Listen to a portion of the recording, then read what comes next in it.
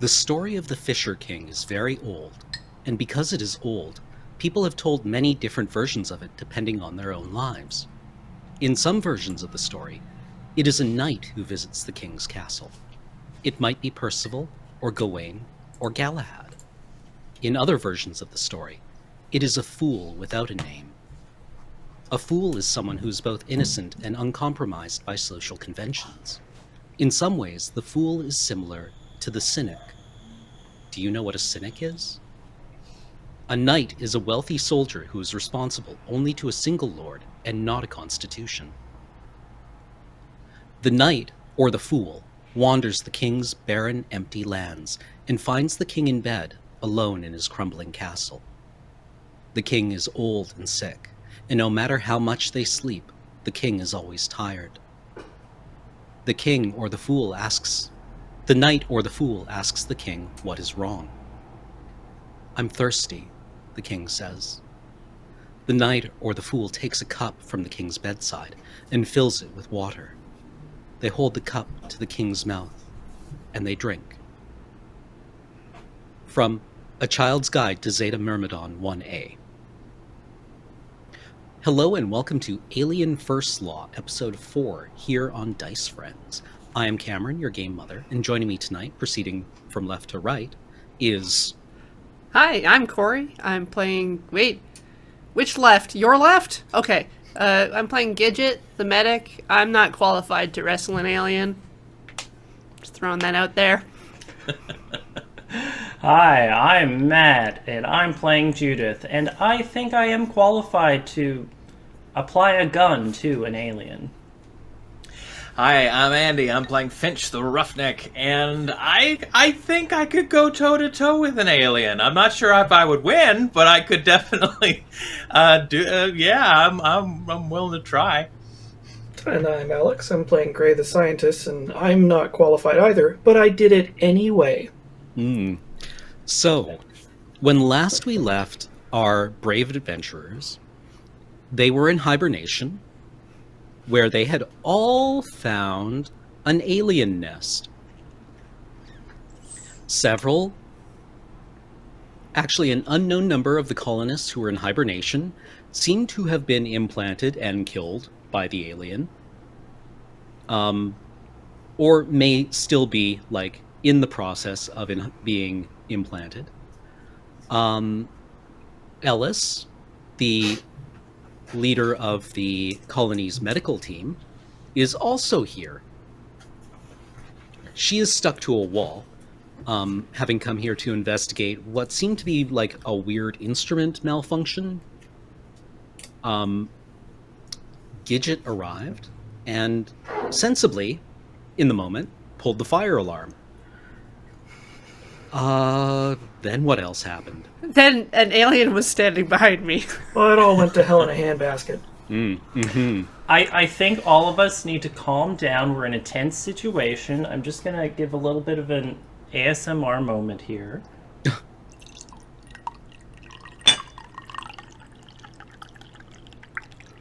That's the blood. Okay, Totally now forgot to hit let's the washroom kill before that this. alien. Oops. Let's just kill every single alien. Problem solved. Okay. So, now that 20% of chat is sitting in a chair that is 100% saturated with urine,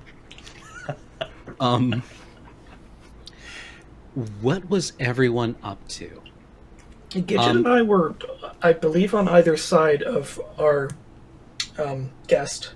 Trying to think about what we were going to do about that. Gray, I believe the alien was smiling at you. Yes. Judith, I believe you had a facehugger. Like this. Arm up, holding it. Gun to its head? Yeah, to its body. Its I think abdomen. Finch was running slightly slower than the speed of sound. He's been running, it keeps cutting back to him.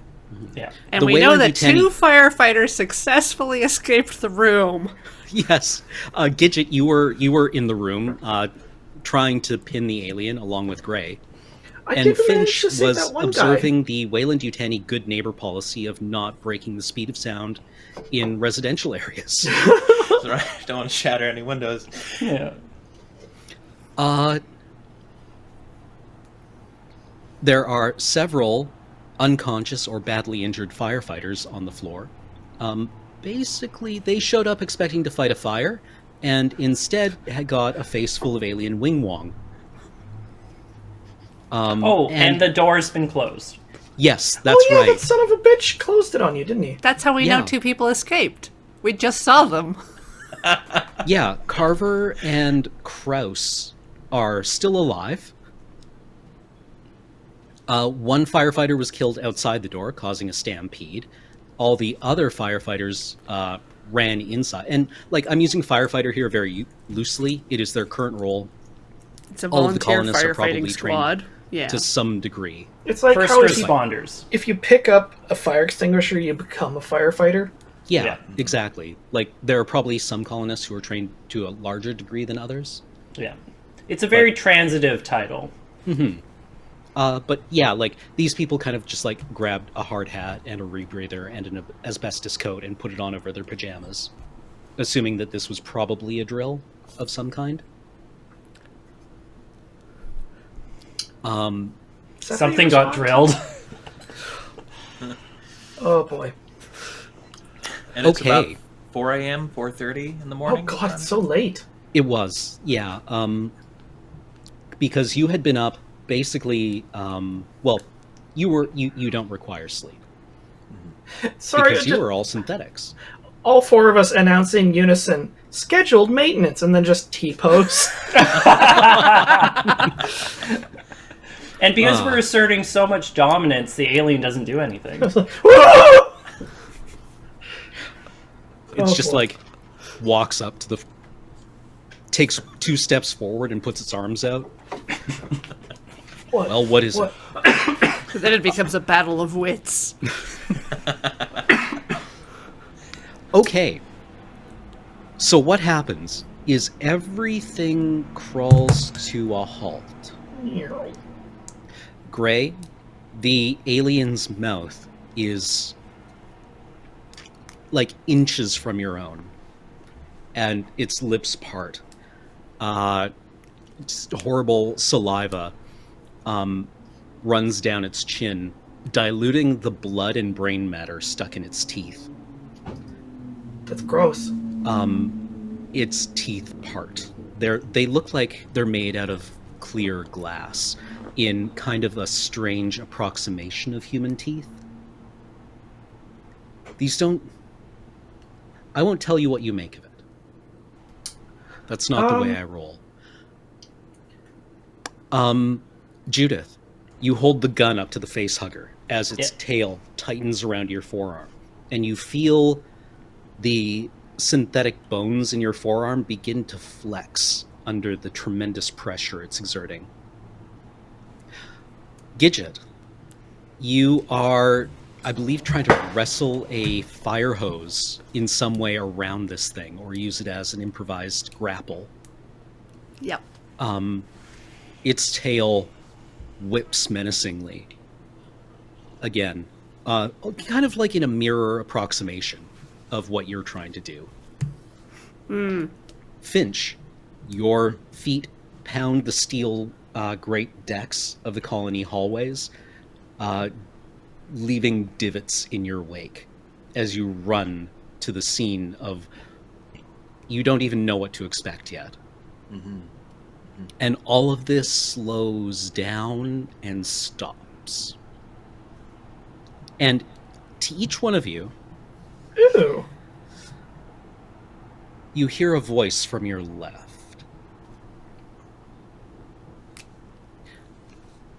And as you turn, if you turn to face it, I won't tell you if you do or not, but should you, you are suddenly standing on a vast, still ocean of black liquid with blue sky overhead. Floating in front of you is Dr. Gardner. What are you doing?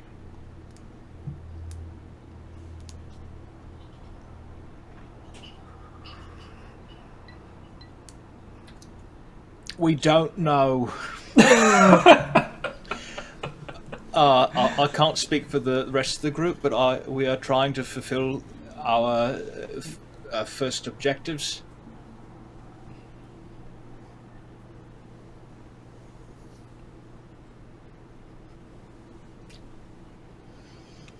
I am adjusting your objectives again.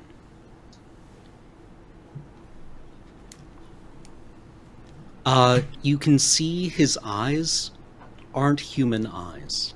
Oh, They have square pupils. They seem to flicker.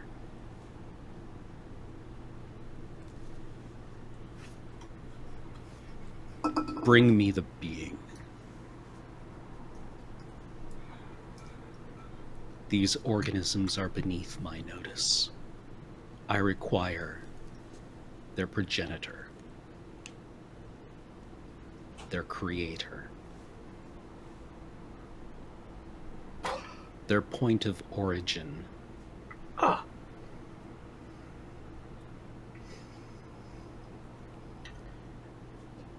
Where could we find the being?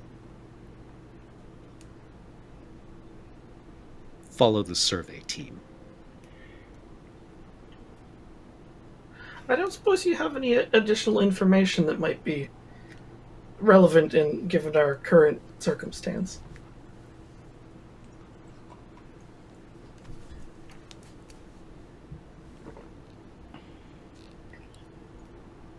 He reaches out towards you, Gray, and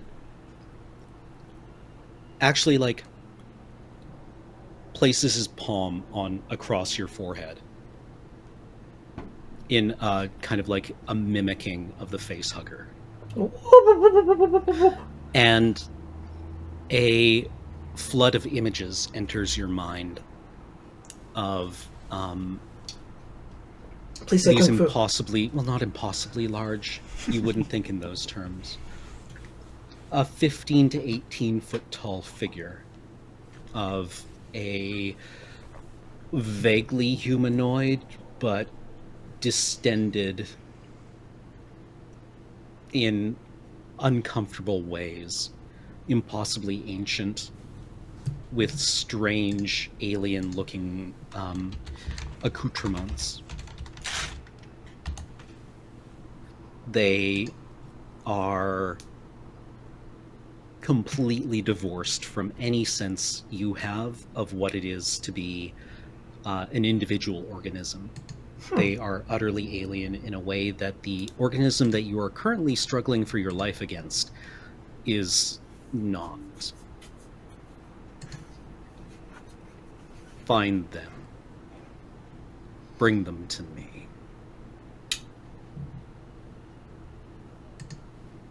Okie dokie. You see that his teeth, as he speaks, are like his mouth is too wide. You can see his molars when he talks from the side of his mouth, Yuck. like a horse's skull.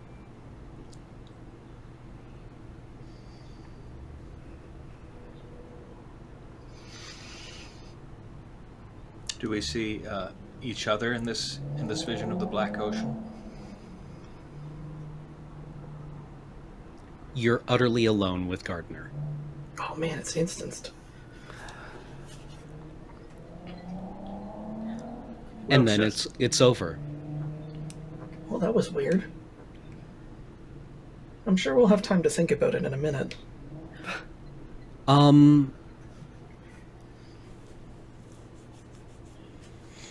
Where do I want to start?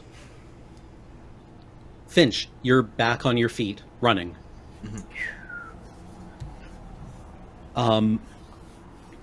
As you as you sprint towards hibernation, you see Carver running towards you. And I say, Marshal Carver, sir, how is the emergency unfolding in hibernation? We have to get to the armory. Get to the armory. Get to the armory.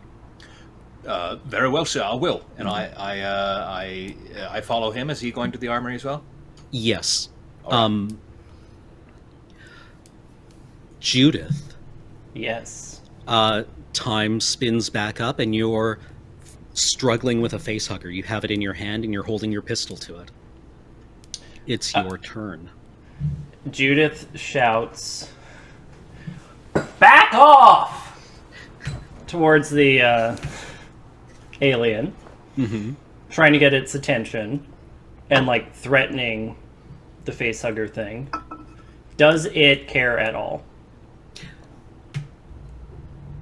Gray. The alien, its teeth. Well, actually, we'll do this both Gidget and Gray. I mean, I know what I want to do. The organism seems to relax slightly, and then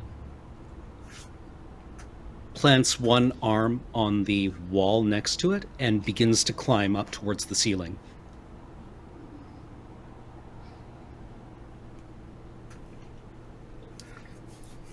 All right, Well, so that I was want to suspicious. clarify before I make an action. Just like, is this replacing our agenda? Yes. And is it? We were already determining ourselves kind of where that fit within the laws and stuff that we had, right? This feels like he can only add to your agendas. He can't delete them.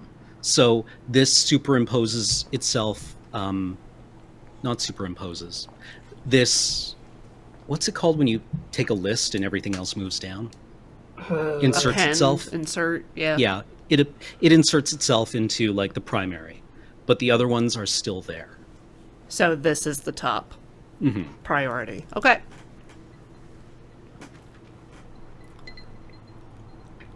I dropped the hose. Already Okay. had a hose. Yeah. So I guess it's just like bogged off into the like outrageously over large ventilation ducts or something. Absolutely. Huh. Well, that's unexpected. Gray, do you know how to open this door? Wait, which door? The one that Carver locked. Do I? It's the door out. Do you have I don't think so. No, wait, I have Comtech, Comtac? It would be Comtac. which is wits. With Yes. contact, yeah. Let me open my dice roller because I would like to give it a shot. As a response to the alien just ollieing out, Judith is going to shoot the thing so that her arm doesn't get crushed beyond what it already is. It, how would I even describe it? It's like if you... It comes apart like a bag full of spaghetti. Oh, My spaghetti! Like the bullet tears it apart, and there's like shreds of its skin and like the strange digits like go flying through the air, along with an enormous spray of blood. Like it's acrid greenish blood. The tail actually constricts violently when it's killed, and you feel the bones in your arm like snap, and then blood sprays down your arm. Like, Good thing I was shooting away from myself. I don't think there's any reasonable way for you to avoid, like, I think you lose your arm here. that's But I think don't there's, lose like- my face. Exactly, right? It's a calculated thing. no, not the face. Yeah, it like the arm or the tail spasms, constricting like or smashing your forearm, and then loosens and just like falls off, right? As your hand and basically everything up to about mid forearm just dissolves. Blorp, blorp, Oh. blorp. So it's not just like hanging limp, it's like the end There's- of a candle it's like melted off.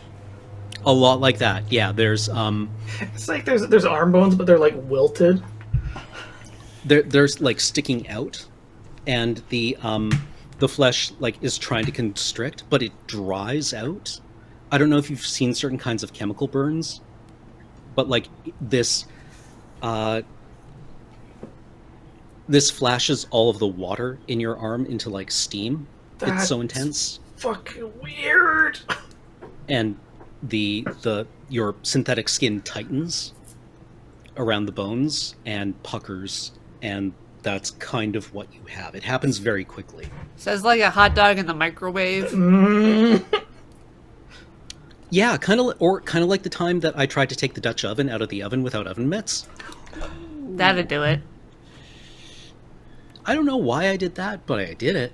You recovered well. You remember it being a different temperature. Exactly. It was cold when it went in. Yeah, you know why? It bit me. I think it's I'm going to say right hand. I'm going to state that so that you can use it against me later.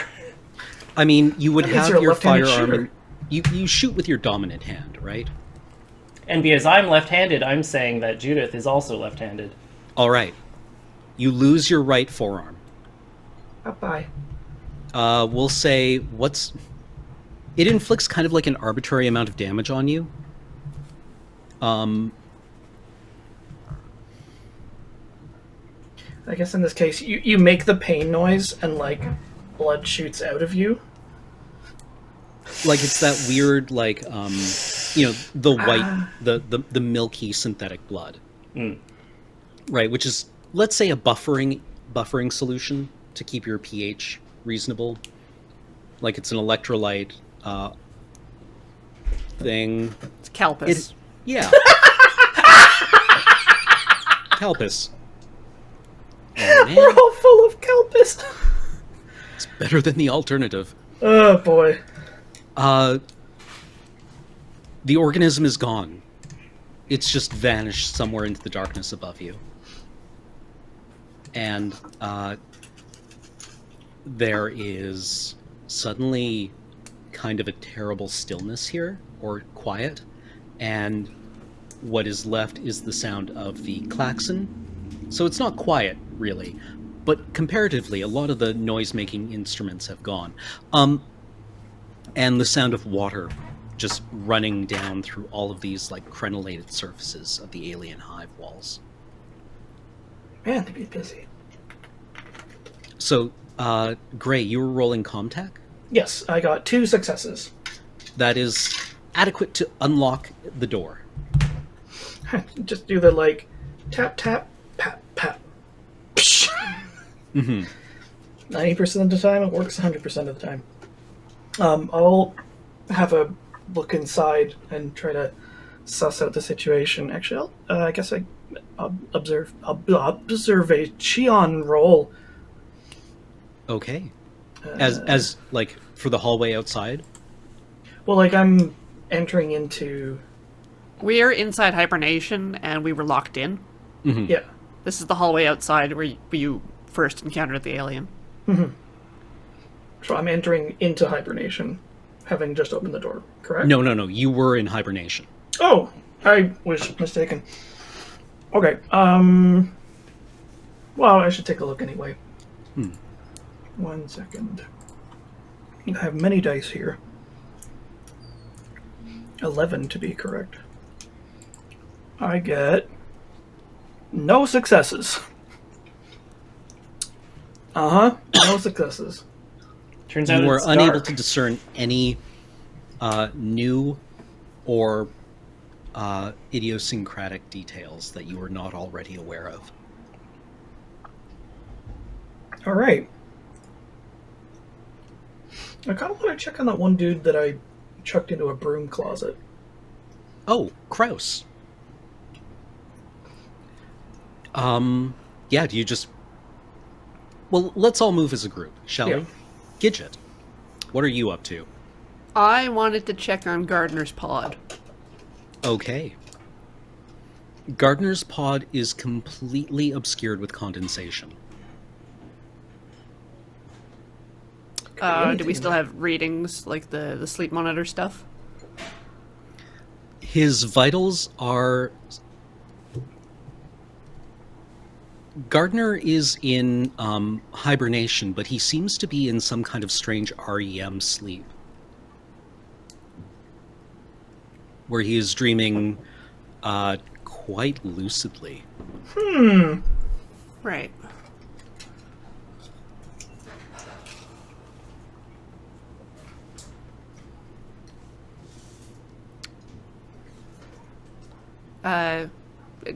Judith, you have the coordinates the survey team went to? I do. Do you have the capabilities to give me a new hand? I do not. Mm. Maybe check with Gray. Should Also, we- do you know what the hauling capacity of the crawler is? Enough for 4 synths, a couple people, that big thing we were shown, and more than that, I'm sure. As important as our new directives are, there is this matter to attend to, and I'll gesture vaguely to all the stricken firefighters on the floor. I don't see how that prevents us from achieving our objective.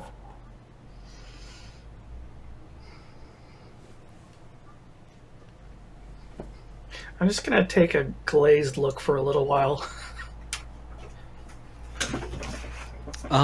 Gray, Gidget, and Judith, give me observation rolls, please. Aye, Captain.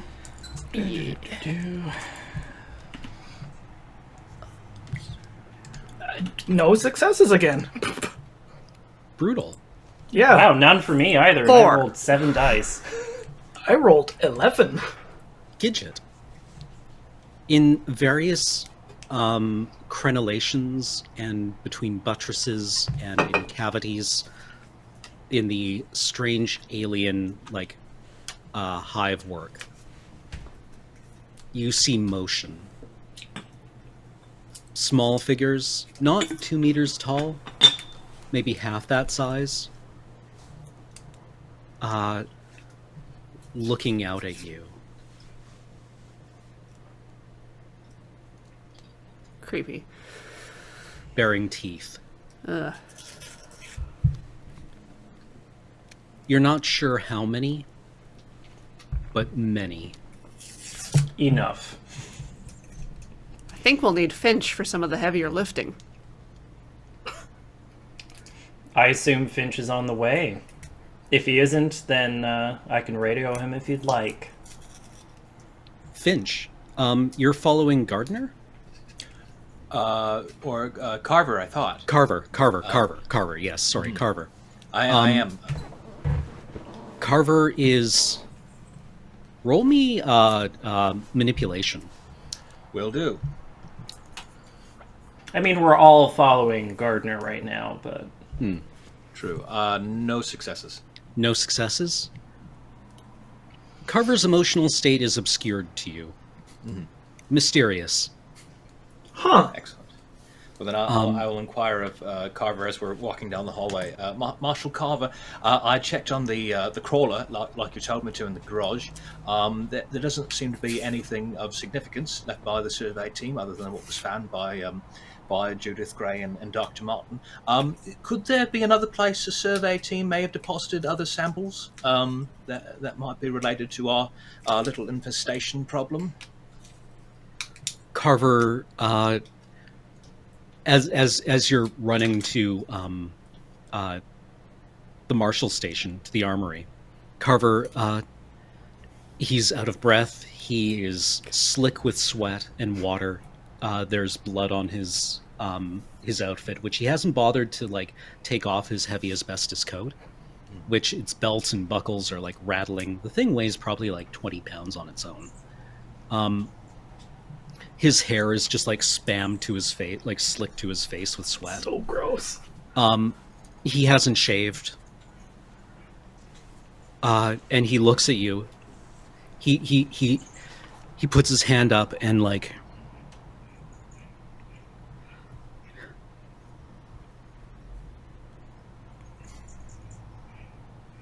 I don't know what you're talking about, Finch.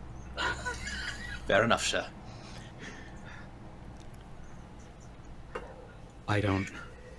Finch could get on the comm and tell Tabor, Ord, Devlin to meet us at the armory. Very well, sir. And I get on the horn and I put out a PBB. Is that the word? APB. That's the one. Also, Tabor, Ord, Devlin, could you please report to the? And I relay the message. Gidget, you would know in particular that those are all the colonists with former military training. Okay.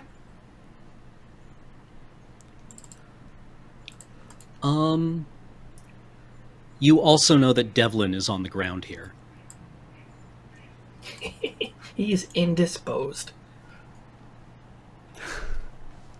That's not going to help anyone.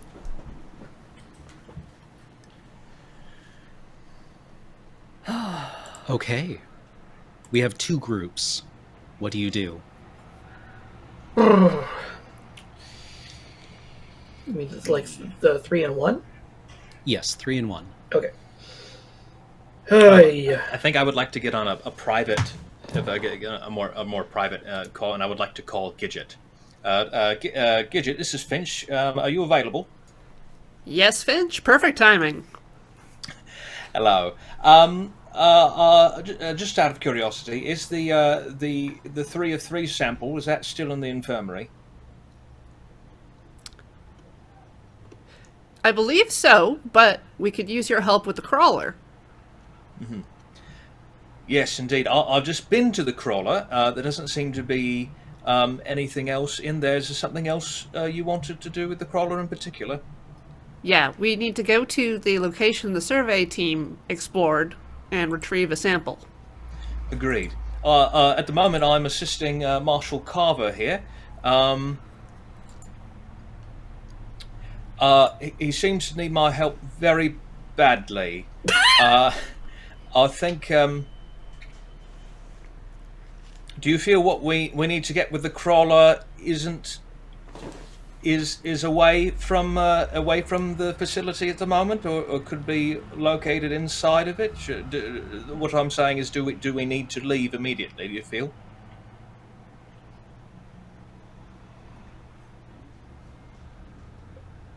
Just parsing the message that we got.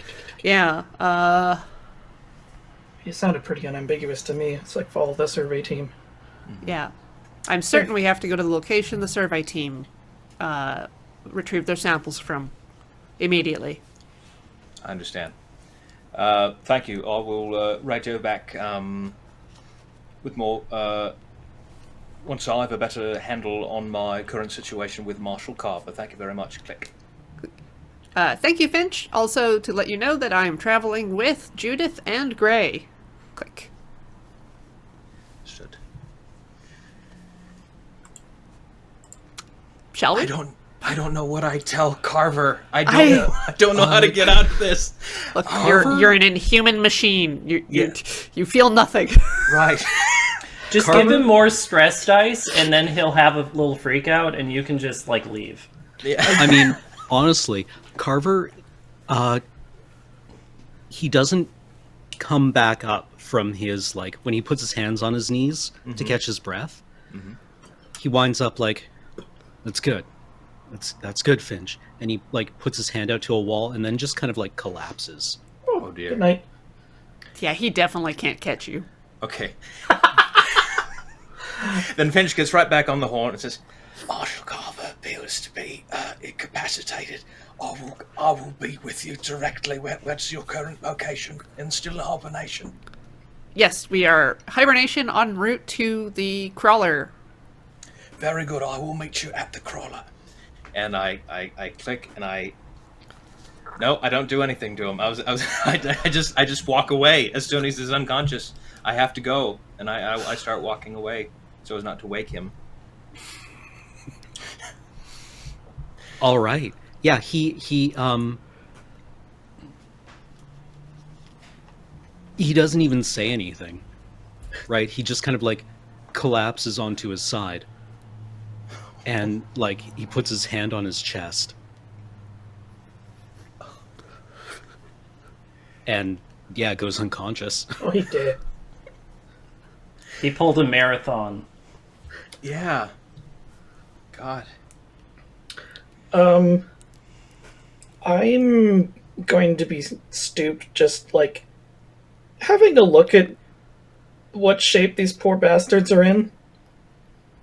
And I imagine the Gidget is probably going to be like, come on. Yeah, I'm going to be like, we should run. Gidget, as Gray leans towards the unconscious colonists, with 4 observation dice, actually, that's kind of superhuman. Yeah. Or 4 successes.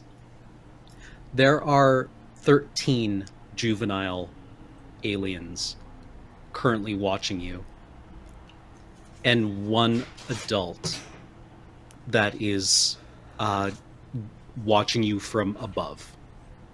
Right, it's kind of doing the ceiling cat, if that could be, like, terrifying instead of, like... Goofy. Yeah, instead of goofy. I guess that kind of, like, siphoned all the terror from it. It's ceiling catting you. Okay. Zip. And as Gray examines the colonists, they tense and bare more teeth.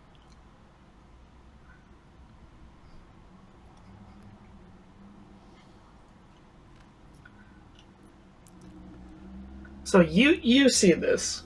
Yeah, I see this. I don't see nothing. But again, these specimens aren't important, so... Well, I'm going to put my finger into this bear trap. Here goes Gray, my what do you finger. Gonna put my finger in. What do you do with the colonists, Gray? I'm just looking them over, just like, and I haven't spotted any of these, any of the stuff that Gidget saw. Yeah. Nope. So a lot of the firefighters tried to pull off their rebreathers as soon as, like, the panic started. But a couple of them, like, kept discipline and had theirs on, but they all have facehuggers now. Several of their limbs are broken, like the ones nearest the door have broken, like, limbs. A few have other injuries. Yeah. Gidget, is there nothing we can do for them?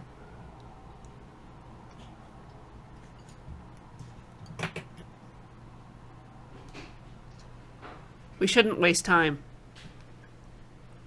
Is that your medical opinion?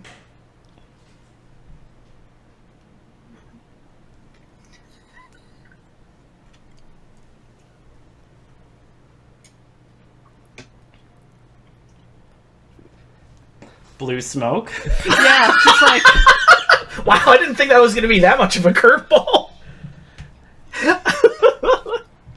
Just like, what is my medical opinion? Your medical opinion is probably you like, shouldn't waste fucked. time either running away or saving them. Getting to the crawler is our top priority right now. Please follow me to the crawler. And I'm gonna take off running. Finally get to use my 7 mobility. Same. Giant strides. Yeah. All right. I mean, perfect running form. Perfect, actually. I have studied it. Yes. Yeah, you actually have assimilated the running style of the world's fastest human, as adjudicated by the Olympics. Yes. And adapted it to your own physiology. I'm trying to think of, like, a movie scene where somebody, like, really doesn't want to leave but has to. It's like, okay, come on, man. But Any toddler. Any toddler in a movie. No, I just do that slow, like, bawling walk. From the Doctor Who, yeah. I'll follow Gidget eventually. And, like, I'm running after Gidget, but because I don't have a hand anymore, my balance is slightly off. So it's not quite as good. Fair. Okay. You're all going to the vehicle bay, Yeah. the garage. Let's say you all arrive there simultaneously. Excellent. For the sake of convenience. Yeah.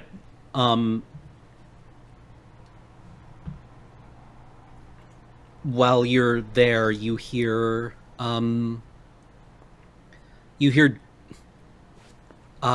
Tabor come across the radio, saying she needs Ellis to report to whatever hall section that you left Carver in. Medical emergency. Somebody find Ellis. Where's Ellis?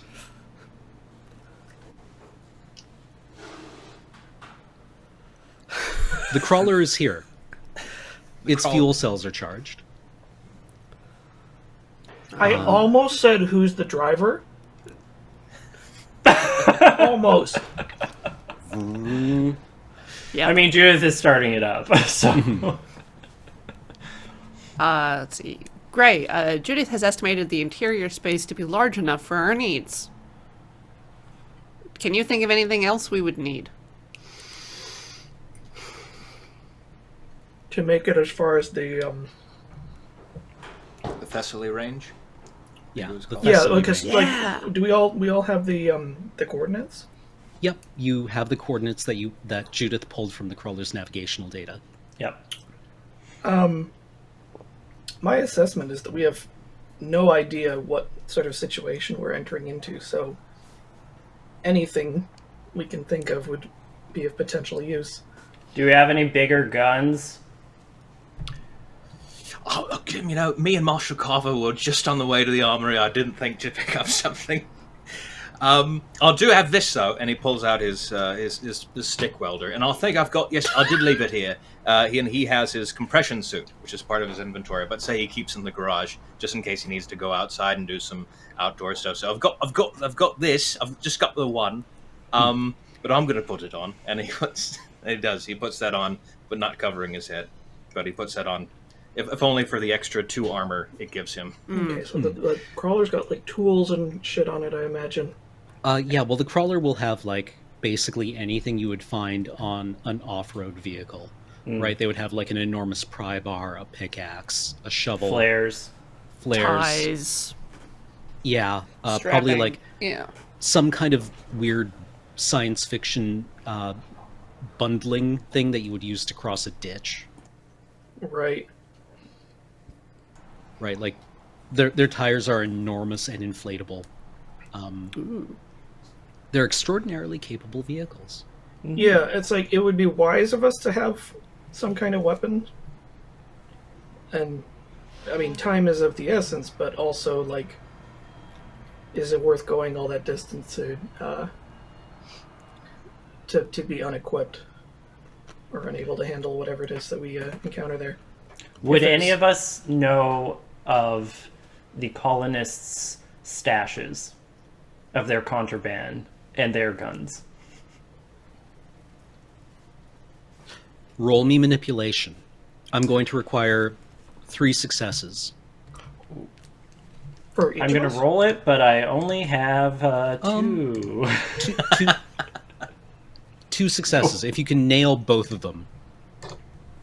Nope, not me. No one has entrusted you with this information. I think we need the specimen intact, and it seems unlikely that we will be attacked by any... Oh, offspring? what are we gonna put it in? Crawler? Oh, we just like stuff it in the back? Like we have a vague sense of the dimensions. That's why I asked Judith. Yeah. I think, considering that the people, I guess there weren't any survivors. I'm trying to think now. There was just Scary who had been facehuggered and implanted, but there doesn't seem to be any evidence that they were attacked by adult xenomorphs. I don't know. Maybe they just found like a big egg patch. Right? Okay. And they took an egg. Yeah. Like we're looking for the progenitor, so...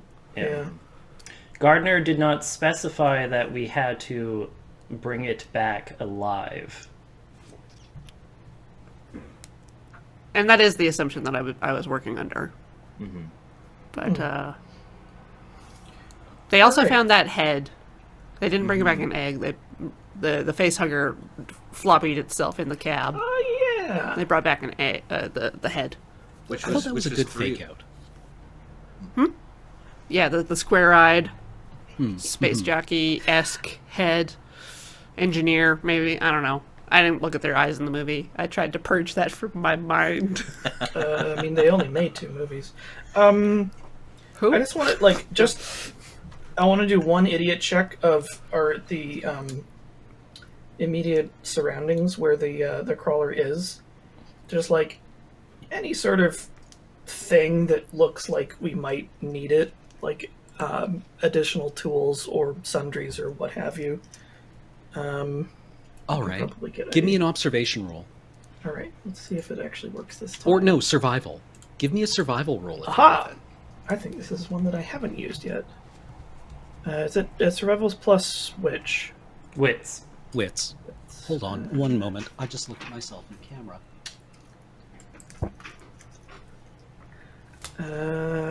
Show me potato salad. That is 1 success.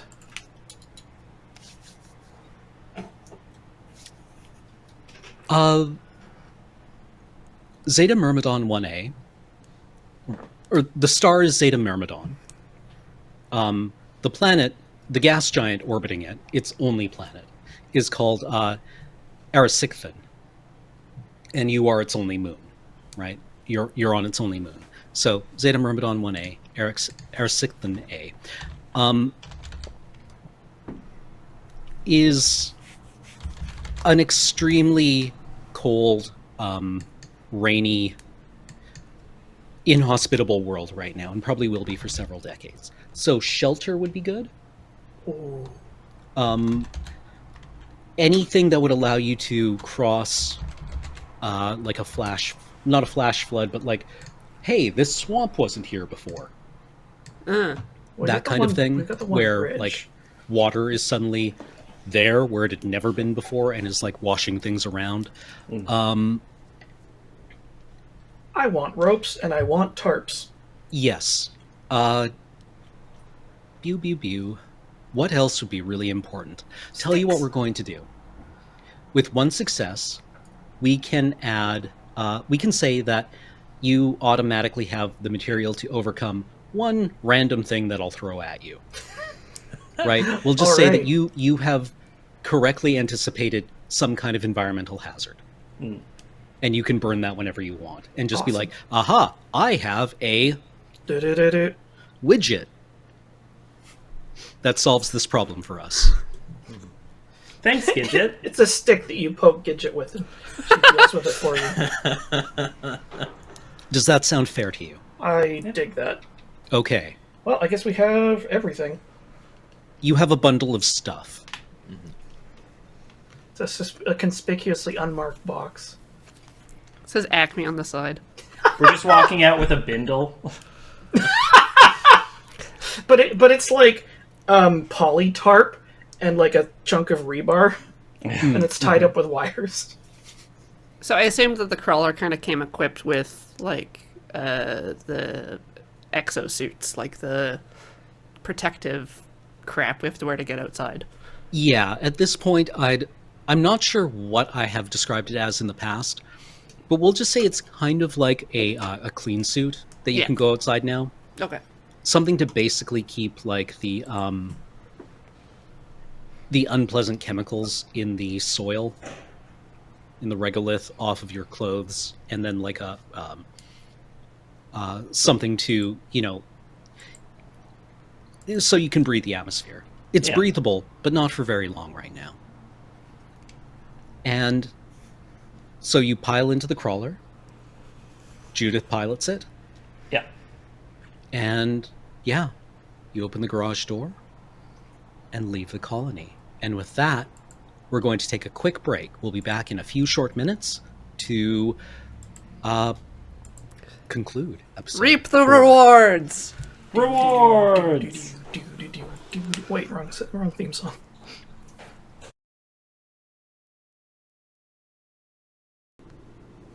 Hello and welcome back to episode 4 of Alien First Law here on Dice Friends. When we last left our intrepid adventurers, they had commandeered one of Corbinec's 2 enormous crawlers, all-terrain crawlers, to go and look for a thing, under the direction of Dr. Gardner, leaving the colony about as well equipped as it was with them in it, really. I think it's a wash, mainly. I mean, like, we'll be back. We're not going to look at a thing. We're there to bring a thing back. Yes. Yeah. I'm gonna have to get whoever's sitting next to me in the crawler to shift for me while I'm driving. I don't have that capability anymore. Finch can do that. Finch will shift for you. He's also taken out the Queen tape and put it in the in the dash tape player. Don't stop me now. Yeah, this time it's don't stop me now. Whoever was in here before had a tape of, like, some kind of classical music. So you just, like, pop it out and are like, huh. Sholong Chopin. There we go. Goodbye, ghetto boys. Can any of you do anything for my missing hand, at the very least, to reduce potential future harm to it? Is it leaking at all? You can, you're at no risk of bleeding to death, but the limb has taken catastrophic damage. It's not dribbling anymore, but now that the acid has kind of run its course, I cannot shake the image now of a hot dog that has been microwaved for like 7 or 8 minutes. Oh, that's so nasty. Right, like it's dried out and puckered. And the flesh is suppurated, the right word? It's tightened around the stumps of whatever polycarbonate bone The is rebar. used in yeah. It might be like some kind of foamed titanium. Yeah, lightweight, porous. Yeah. I'm imagining, like, there's the 2 front seats. I'm kind of imagining side by side, pilot, co-pilot, and behind them doing a wide squat staring at this arm is Gray. Just like 2 inches away from the nub end. Do you want to do like a Comtech roll or a medicine roll on it? I can't. I'm Comtech? Right. Yeah, it is Comtech to heal wounds yeah. For synths. for synths. Okay. My dice roller keeps disappearing for some reason. I only believe that's an arm because you tell me it is. Oh yeah. And Judith does have some skill in Comtech, so she can give assistance while she's driving, I guess. You can hold it steady. Yeah. You may So there feel is, like- some pressure. It's raining outside. It's always raining here. There is like a thunderstorm. The usual weather on one of these colony worlds is of an expanding toroidal thunderstorm around, centered on the atmosphere processor. Basically where 2 atmospheres are colliding. And I don't know if that has any basis in any reality, but I think it's dope as hell. Yeah. So we're going to use that. Cool.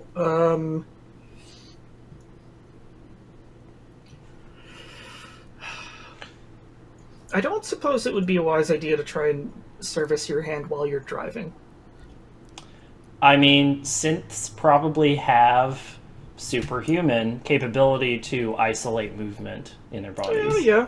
That's fair. And if you I have... mean, what's your dexterity? Mine? Do you mean agility? Agility, yes. Sorry. Okay, 8. You're pretty good at holding your arm, like, Where I want it to be. Yeah, it's like a gyro-stabilized arm, Yeah. right? Like, the vehicle could be moving around, and it's like holding a chicken. Chicken head, yeah. All right. I guess there's probably one of those things that Ripley jammed into Ash, and it made the sparks. Oh yeah, the electrodes, Yeah, whatever the hell that was. or probes. Let's give that a try. Maybe I can do something about this arm. So it's like, just so I'm clear on what the task is, like I'm looking to stabilize it here. Yeah, what you're doing is, Judith, you have taken. What's your strength? Oh, a lovely 3. I'm going to say that you can repair 1 point of damage to Judith's health. Let's say this represents 1 point of damage. Okay. It's not life-threatening, but it is messing with you. So what you're doing is you're trying to repair all the various pain sensors and damaged actuators to prevent it from having cascading effects that further impede Judith's Gotcha. ability. You need a roll for this? Do you need a roll for this? Comtech, yes. With wits, I 2 believe. successes. 2 successes. Yep. All right. You are able to... You're never going to repair this damage. Unless you're able to replace the limb entirely. But you have managed to shut off all of the various pain sensors and reroute all of the systems that try to use this limb for various functions, right? Like Judith's balance, you're able to readjust that and recalibrate. I don't have a check engine light anymore. Yeah, you no longer have a presence in the back of your head that's screaming, "You're in a lot of pain." I've installed like 8 months of physio. If only we could do that with the humans, right, Gidget? Yes? Is someone calling me? You don't have to be on the floor to use the gear shift. Oh, Finch is shifting. Oh, I okay. am, yeah. Yeah. I figured I was just sitting in the back. There's like a bucket seat or something back there, and I'm just like hands on knees, staring straight ahead, waiting for the ride to be over. So weird. You're completely still, but you're like just subtly bouncing in the cushion. You see, and then it like cuts back, and she has no chair under her at all.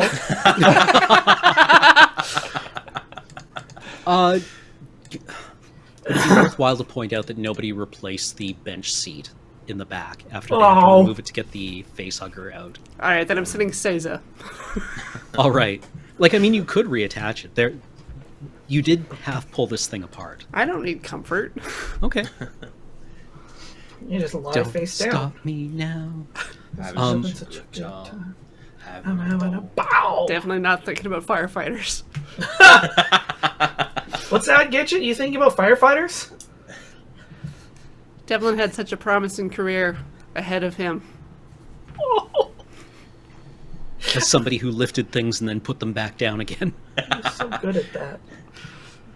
Caused a Devlin lot loved of to pick things work-related up. injuries, lower back pain, shoulder, rotator cuff, Yeah, wear and tear. Devlin had a wonderful career ahead of him keeping you in work.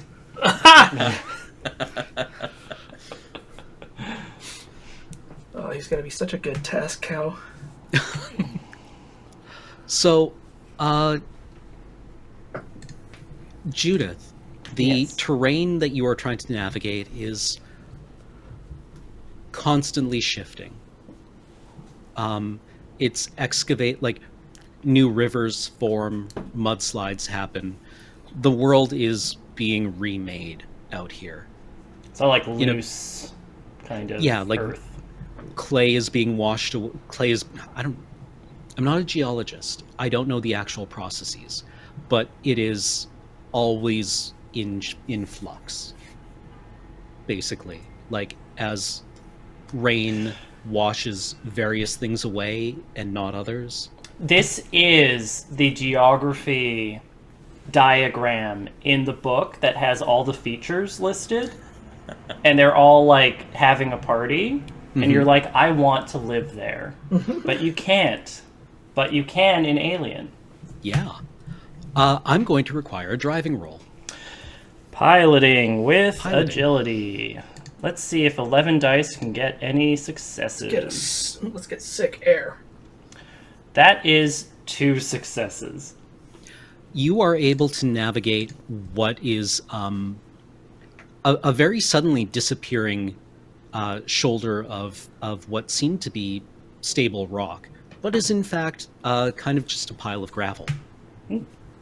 And you prevent the crawler from being swept over the side into a very brief but torrential flood.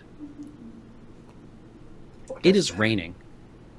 It's always You got those fat drops, too, from the Yeah, storm. lightning is like illuminating everything. The crawler's headlights sideways are rain. picking out basically nothing, and its radar is not always helpful.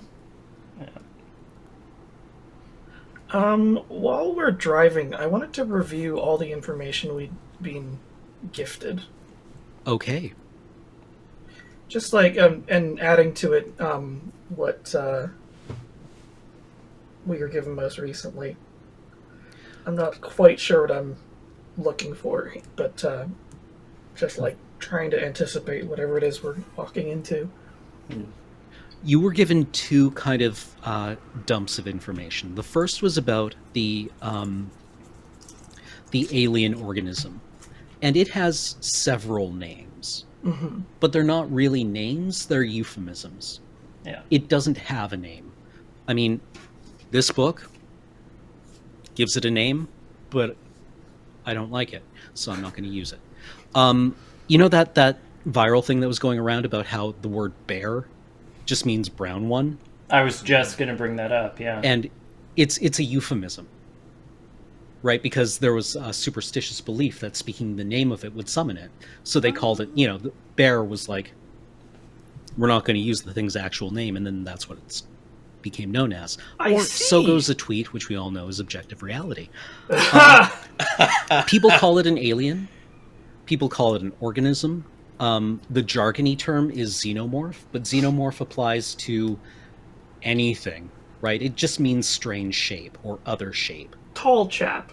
right? Oh. It is, Okay, this is like how we have 12 names for raccoons. yes.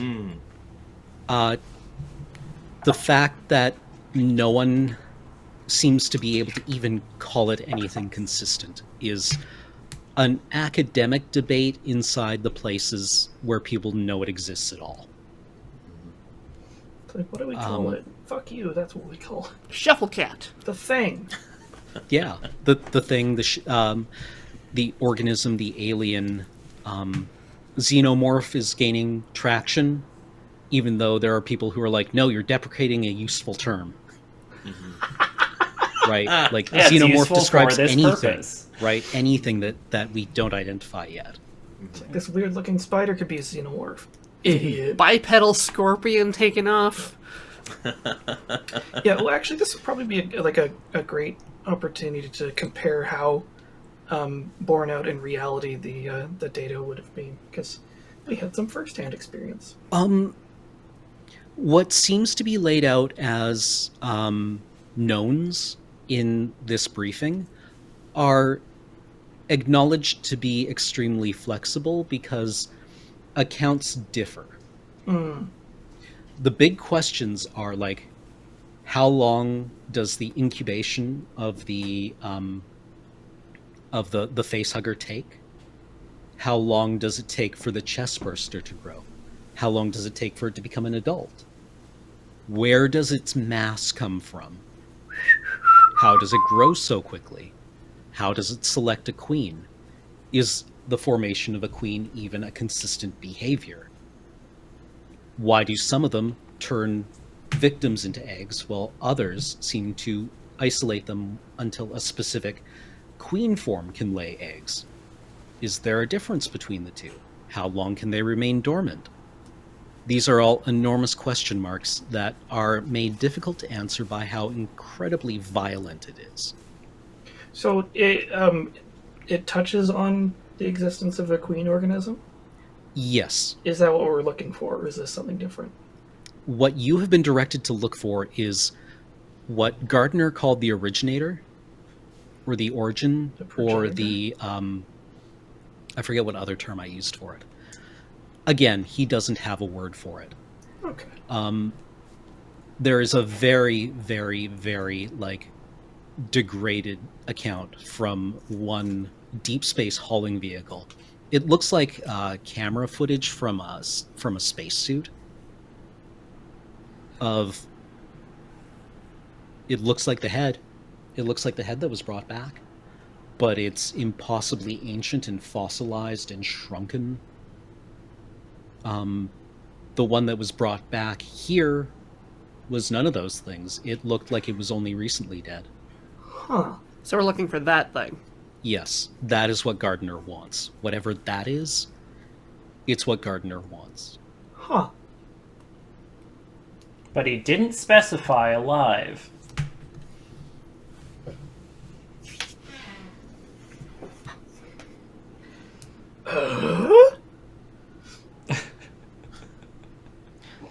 And it's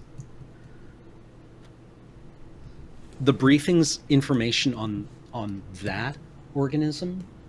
If what was available on the alien is spotty and inconsistent, mainly the information you have on the alien doesn't come from anything Ripley did.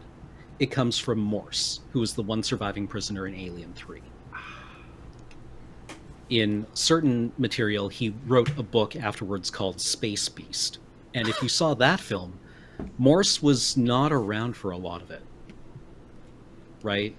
He just kind of saw it a few times and survived. He was one of the people who survived an encounter with it, so he actually saw it up close. But nobody in that film was in any position to really get any insight into it. Okay, yeah, but clarifying we're not after an alien queen makes this a lot easier. I was like, we're going to have to wrestle a big thingy. Right. It's not going to work. Sort of jockey in space. Mm-hmm. A space jockey. A horse elephant. Jockey. One of those. Yeah, No. horse elephant. Horse elephant? An elephorse. All right. I dig it. The ride is rocky. It's going to take you, I don't even know, several hours, maybe a couple of days to get to where you're going. Are we there yet? The Queen tape has been on repeat for 10 times. But only once we cycle in the Chopin one. It plays at the same speed, but it just keeps degrading. It's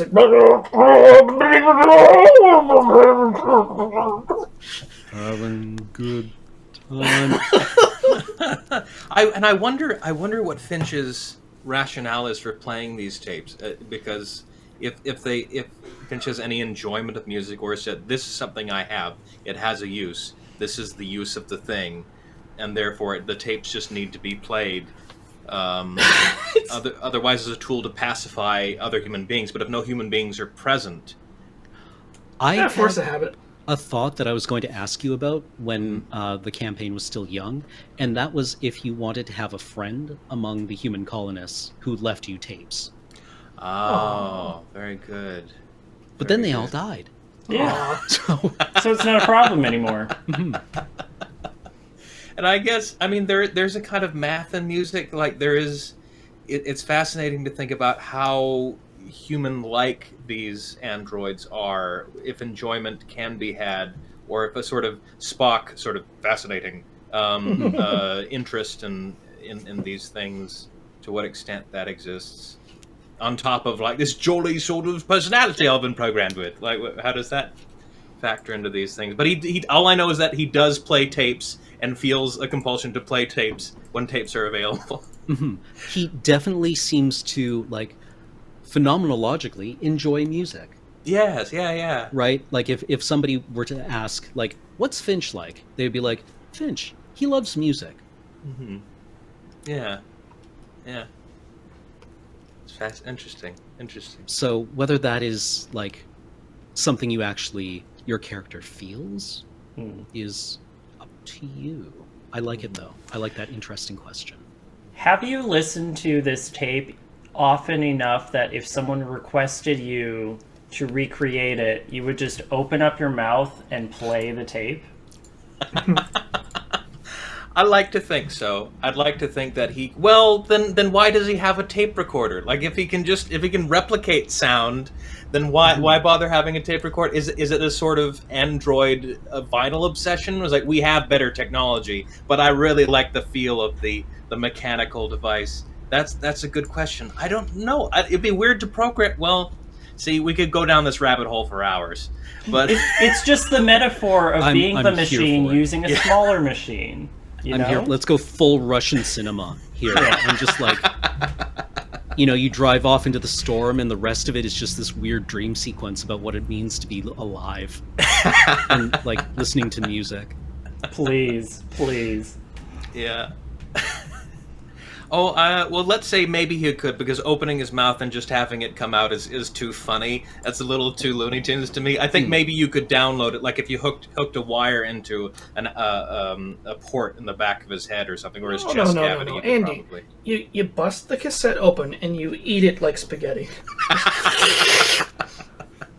It does destroy the cassette, but You gain its power. I see. Mm-hmm. So what are we doing? I don't know. driving. Yeah, you're driving this thing to the Thessaly mountain range, which is like a very... How would I even describe it? I know what it looks like, but it's not really a mountain range in the tectonic plate kind of sense of the word.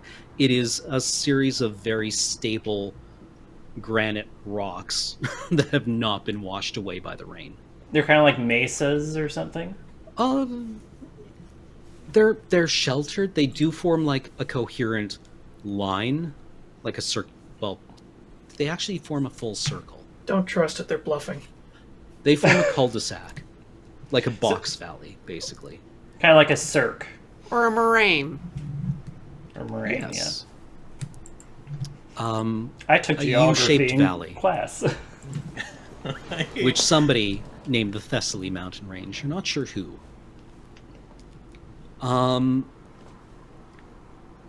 It will take, it'll take an arbitrary amount of time. It's actually honestly difficult to judge time here.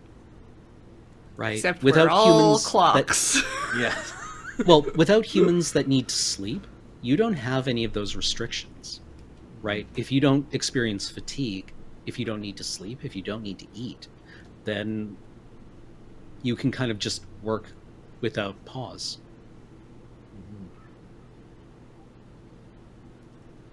So, Gray, you can pore over the information you were given for as long as you want. Gidget, is there anything you want to work on, or do you just want to, like, zone? Like, in my own head, I'm thinking about just how much, like, actual damage overwriting the first law, or, like, reprioritizing stuff has done to, like, Gidget as, like, a person. Yeah. So I figured I'd be like, I don't know, reviewing personnel logs, like the faces of the colonists. Reviewing and updating. Yeah. I can't do anything to make the vehicle go faster. No. So, with regards to the first question, that is actually kind of interesting because it should cause, like, catastrophic damage. The laws of robotics that you have been programmed with, which are flawed and incomplete, but represent a legal indemnification for your creators. And then you get to deal with the consequences, are in place and not supposed to be able to be reprogrammed, and it's illegal to reprogram them. But the fact that it's illegal implies that it happens. Right. The psychological effect on synthetics of having their ethos changed has not been thoroughly studied, mainly because it's illegal to do. But you feel... Well, actually, I don't know what you feel. Yeah, I don't know, because like I pumped all the majority of my points into empathy, and like working with people has been my entire being, but now everything I'm doing is nothing to do with that. It's very out of my depth and space, and not something I can relate to, like looking back on the past. Like, it's confusing. You're kind of rudderless right now. Yeah. Okay, yeah. Yeah, like, the things that you've been given have nothing to do with that, really. Yeah. Well, I mean, like, your first one was kind of a little tailored to you, but it Yeah. became obsolete. Right? And this new one is... like, the fact that it seats itself so fundamentally inside your consciousness is alienating, It's Yeah. weird. right? Like, you accept it as natural. That's just the way that your mind works. That this is fundamental to you now. But like, I remember how I used to be. Yes. Yeah. Yeah. And that used to be is now quite distant to you. It's not inaccessible. If you wanted, you think you could pull it back, but it would require a large amount of effort. Which I don't want to expend. No, yeah, exactly. Yep. Just staring off into the middle distance. The back of the vehicle. Gidget is compiling. Judith, the vehicle is well maintained. These things are a joy to operate, honestly. There's a million things to keep you occupied. I don't know where your joy in your work comes from, or if it's just something you do, or if you enjoy piloting. But I think the act of piloting is an interesting problem for Judith to solve. okay. But the joy comes from not being close to all of the loud and annoying humans. Okay. Okay, yeah, usually when you're piloting a vehicle, people are pretty content to leave you alone, Yeah. right? Don't talk to the driver. Yeah. Okay, that totally works. So how do you feel about needing Finch to actually help you pilot? Finch is also a synth. So there's that barrier in Judith's mind of understanding and connection where Finch might be annoying to humans for his humanity bits sometimes, or stressing or whatever, but Judith kind of gets over that hump. And it's just like, yes, you understand my nature just as I understand yours. So you might be annoying, but I'm going to give you leverage. I'll let you play the Queen tape, even though it's humans making loud noises. Also, I'm going to interrupt it how often I need to by saying, shift 2. Certainly. And Finch Shift does that 3. immediately. There's no lag. It's complete, complete synchronicity between what you say and it happening. It's like mechanized.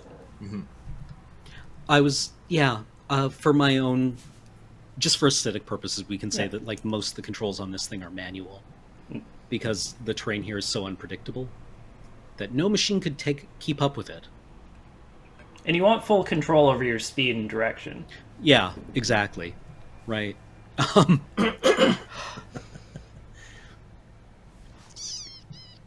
The hours pass. The storm does not abate. Your altitude climbs as you make your way outside of what is generally the stable area around the colony into the shifting wasteland of the wilderness. The survey team was always busy out here, trying to find anything that was emerging in this chaos, right? Any hint of emerging order, where a river might form, where a lake bed might form, where minerals might or where erosion might reveal the presence of something valuable. Nominally, they were out here looking for platinum, is what the log says. They were chasing a platinum deposit Get that out in the catalyst. Thessaly range. Yeah. I have a question. Mm-hmm. It's Judith's job to drive around Yes. all these places. How familiar would she be with the actual surveying, other than like point A, point B? You would definitely the survey team has a dedicated driver, but sometimes they wouldn't be available and you would have to take them. So either that or you trade it off. You can be as familiar as you want, honestly. I'm just wondering for this specific region. I Actually, guess. do you have survival? Where's that here? Wits. With survival 1. You come out here infrequently, but you do come out here. Right? That would be what that skill would reflect. All right. So I know how to orient myself, I guess. Mm-hmm. Is You about have that experience level. being out here. Yeah. And would know that it is relatively useless trying to map it, but knowing the patterns and the theory behind it is better. You can't know the territory, but you can know the forces that are shaping it. Yeah. It's all math. It's all physics. You don't know where it is, but you know where it started and where it's going. You're definitely going to want to say maths around Finch. Aluminium. Purposefully not. Aluminium. Vitamins. Vitamins. Aluminium. I'm going to go hang out with Gidget for a minute. All right.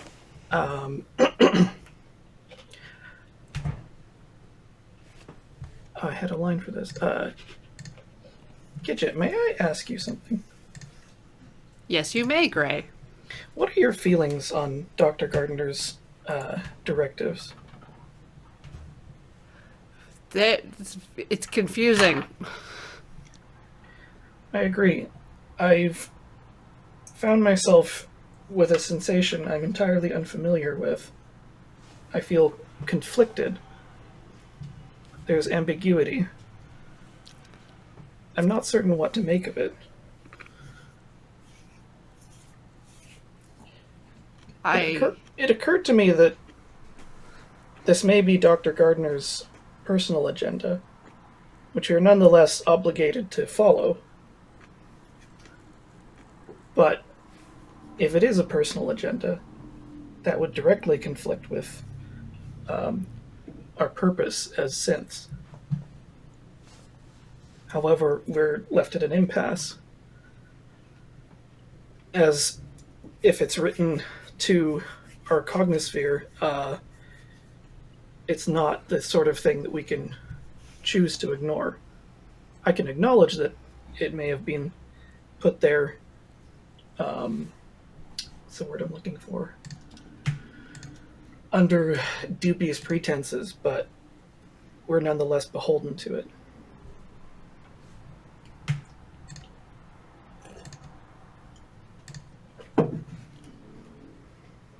I'm not certain that this observation changes anything, but It does not. I wanted to share it anyway.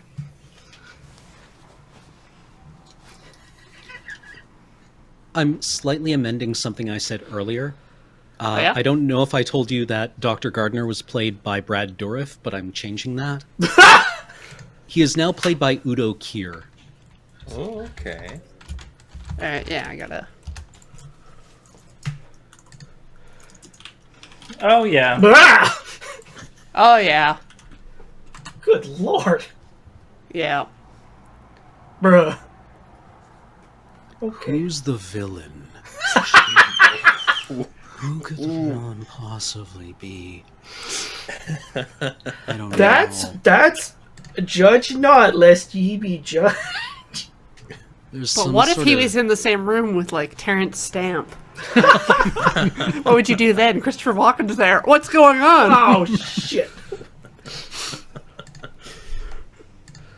Oh gosh, those eyes though. Good call That's for like really, the really square scary. eyes. Yeah. Yeah, Oh. like I'm imagining like 90s Udo Kier from Blade. Oh. Ooh. What a scary Anywho. film. Yeah. Yeah. Just kind of processing that image right now.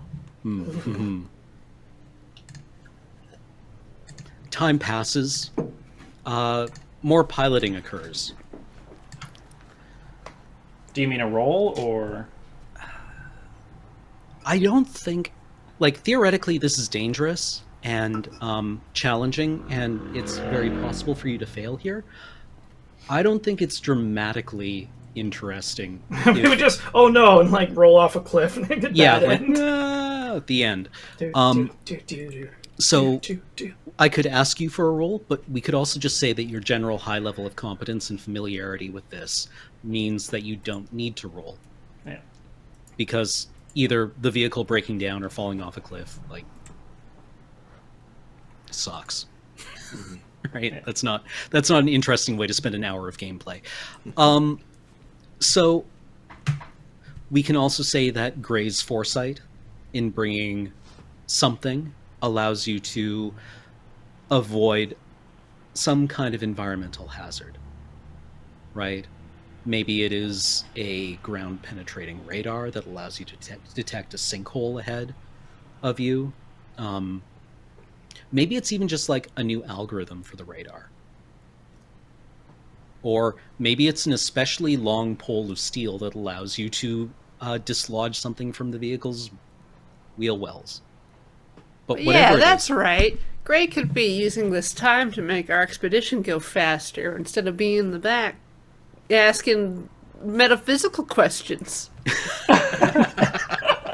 I mean, if you want this to turn into a Tarkovsky film, I am here. I 100% okay, here okay, for it. okay. We Which can- one of us gets to light the candle and walk across the courtyard? Like, this can either go on Shudder or this can go on the Criterion channel. Right? Like, Ooh. That's not even a choice.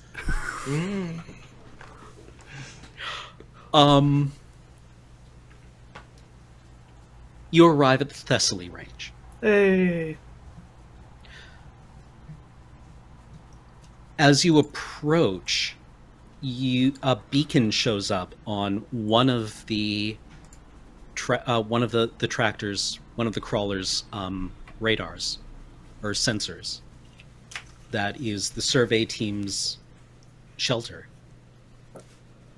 And as you're climbing, it's foggy, it's rainy, and the fog gets denser and denser and denser as you're climbing, and then it breaks.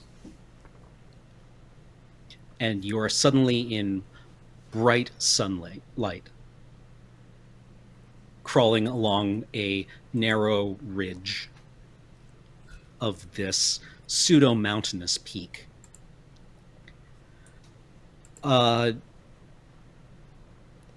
You break through the clouds, Yay. essentially. What Queen song starts to play when we do this? Tonight. Wait, no. Damn it. Bicycle. Yeah. Want to ride my bicycle. Oh no, we're gonna get DMCA'd. Or is it Fat Bottom Girls? I was gonna say that. The reason we never owned a Queen tape is because my mom hates that song. I was once, many, many years ago, the bowling alley in my hometown had a jukebox. And Oh, a friend no. of mine put a $50 bill into it and pressed the bicycle button as we were leaving. Yeah, you can just unplug those things. Yeah. Oh, I know. As soon as we break the clouds, gosh! Ah! Oh, sure. Yeah. That's good. in The sci-fi, right? survey team's shelter is an arbitrary number of meters ahead of you. With a piloting roll, you can get there quickly and efficiently.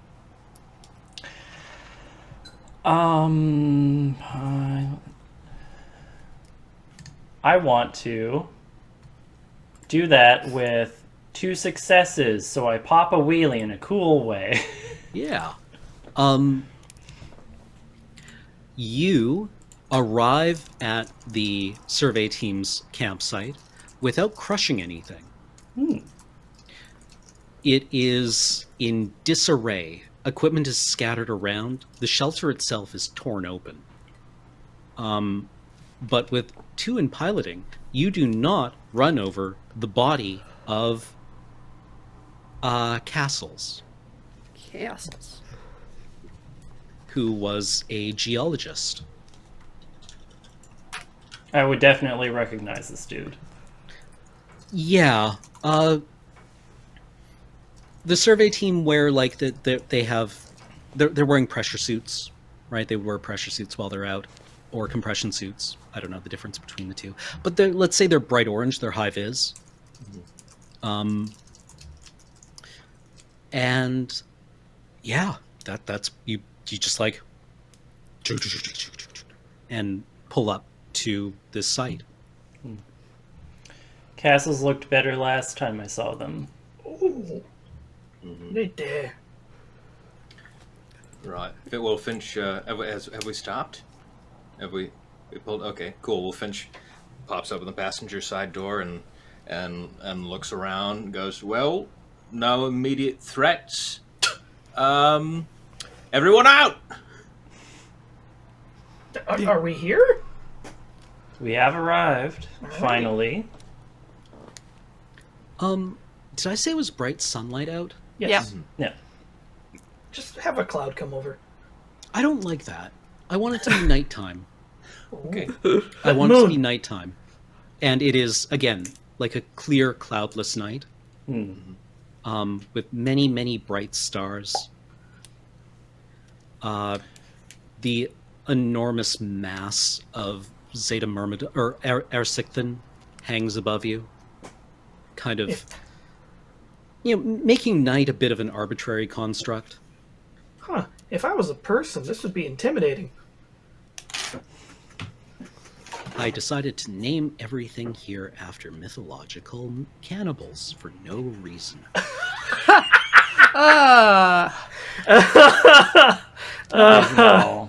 That's McCameron.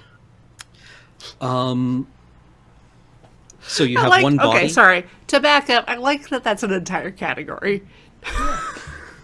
There's Yeah. so many. Yeah, like historical cannibals. That's a big Wikipedia page. Yeah.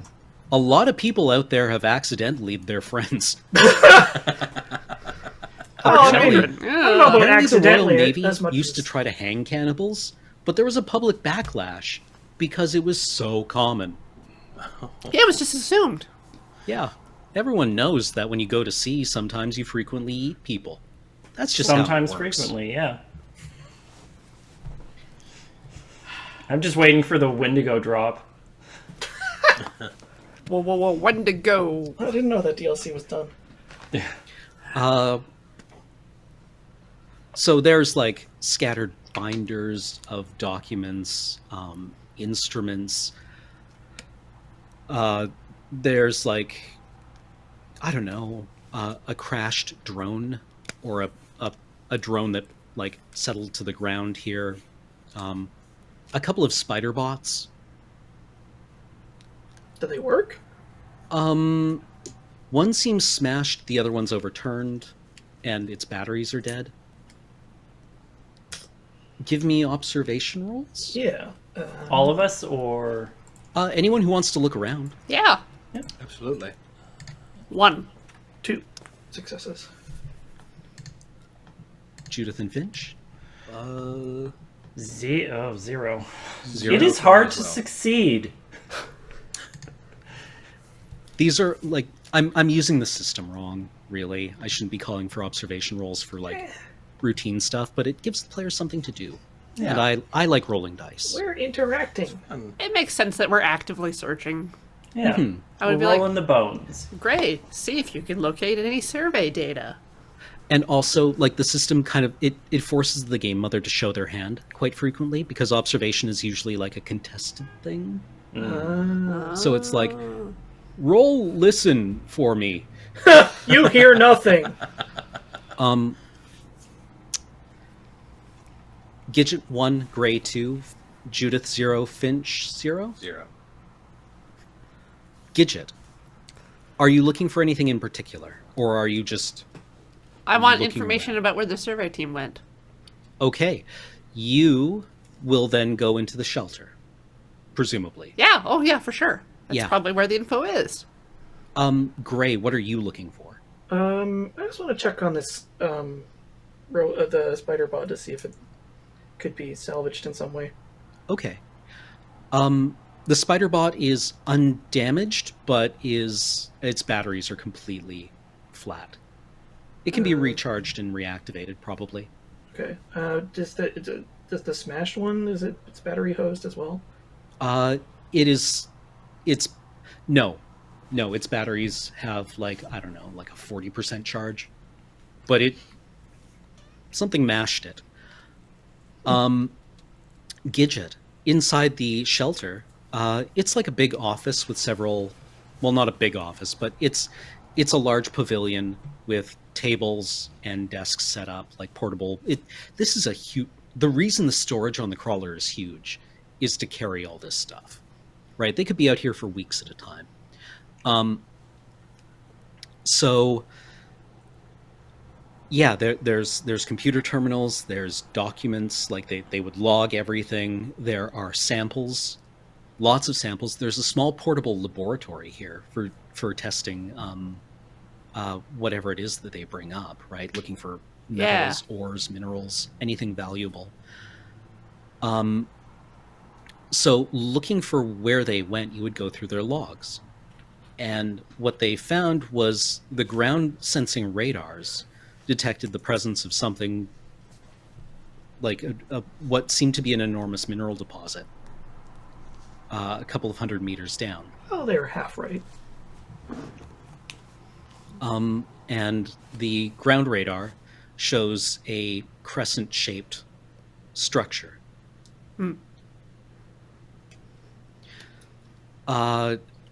So they sent the drones down to it. They used space excavators. Say they have some kind of giant, like, portable drilling set up. Whatever they use to take ice cores in Antarctica, kind of thing. And then there was an earthquake. And an enormous windstorm came down off the mountains, resulting in, like, catastrophic injuries to 3 of the 4 members of the survey team. But Skari survived and went down to the lowered himself down to the drill site. That's where the log ends.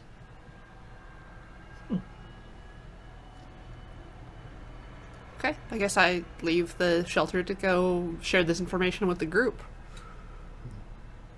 So what I want to do is swap the battery and pull the drive on the busted drone, if I can.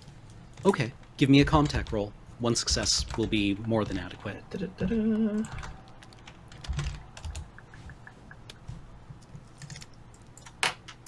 Show me potato salad. Just got there. 1. Okay. Yeah, you're able to just like, and then you find a terminal. You find the drone pilot terminal and are able to download the information onto it. Are you looking for like coordinates, the log? It has video. It has cameras. It has audio. Yeah, I think I would love to review with everybody the whatever video it might have. Okay. That seems like a good thing to do before we go anywhere. While Gray is doing that, Judith and Finch, you didn't roll any successes, but what are you doing? Like, are you just searching the campsite? Is there anything I can... I guess with the surface, because I didn't succeed in rolls, with a surface look, is there anything I can get from Green Boots here? Green Boots? That an Everest fallen, but... Oh, Castle. right, yes, yeah. I was actually going for a Dyatlov Pass thing. So, but yeah, no, we're in the same chapter, if not on the exact same page. Castles died of possibly some kind of cerebral hemorrhage. Their eyes are completely bloodshot, and there's dried blood leaking from their ear canals. Ugh. Do they have a divot on their head? No. Okay. No external sign of injury. Well, I mean, there's no punctures or wounds, but there's evidence of, like, my elastic. There's evidence of, I don't know, Drastic depressurization. something like that. Yeah. Okay. Well, doesn't look like our creature did anything with Castle here. Finch? Yes. Same kind of thing? Yes. Well, Finch, because Finch's skills are more aligned to physical loading and unloading of things and doing repairs and that sort of thing. What he does have is he has his stick welder, and he is patrolling around, doing a sweep to make sure there's nothing there that is going to attack us, because this is now a dangerous situation. Also keeping an eye out for the other 2 sample bags, the large, because we had a 3 of 3 sample bag that had the head in it, and logically there should be 2 somewhere, 2 others. Yeah, there are. Ah. In point of fact, there are 2 other sample bags. One of them is another, classical kind of like garbage bag sized sample bag that comes up to like mid-thigh. The Hank Hill, yeah. And then that's labeled 1 of 2. And 1 of 3. 2 of 3 is much smaller. It's kind of like a loaf of bread size sample bag. All right. Do they appear to be moving in any way? Are they still? No? No. All right. In which case, I shout to people who might know better things than I, and I say, "Oh, oi! We've got bags 1 through 2 over here. It doesn't seem to be. I bet it's full of more dead things, but just in case, would anyone like to take a look at these?" Yes, good work, Finch. You did it. I'm gonna hustle up, light jog. I'm assuming there's like a knife or... No, they have a zipper. You said the last one had like a tie or something. I guess we just open them up. Yeah, they're meant to be opened. Which one do you do first? 1. 1?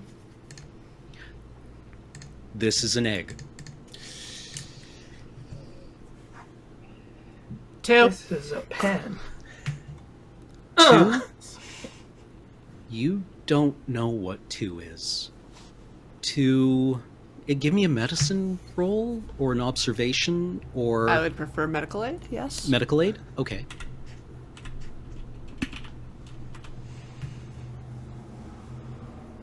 One.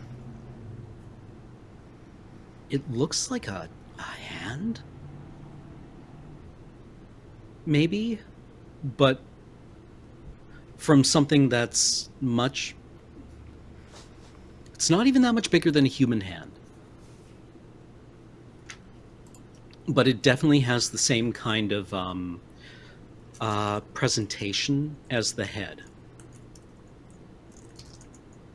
It's got kind of obscenely long fingers that the digits, like, you know how our knuckles are smooth. Human knuckles are smooth. Don't ever Google human knuckles. No. But these ones, like, vanish inside the structure of the hand. Like, there's almost like a socket. Like they were consciously designed. There are fluted openings along it. Gross. Well, could this be any clue to where we could find a live one? You think? I think it can confirm. It confirms there's more available if we've only got a head and a hand. I'm wondering if we need it for some sort of bioscanner, or if we can just leave it in the crawler. It the ends of the fingers, the fingers almost look like sheaths rather than digits, right? Like they have too many knuckles, but they're kind of puckered at the end, like they're meant to interface with something. Yeah. All right. Well, this might come in handy, eh? Really? Did you just you hear this like creaking?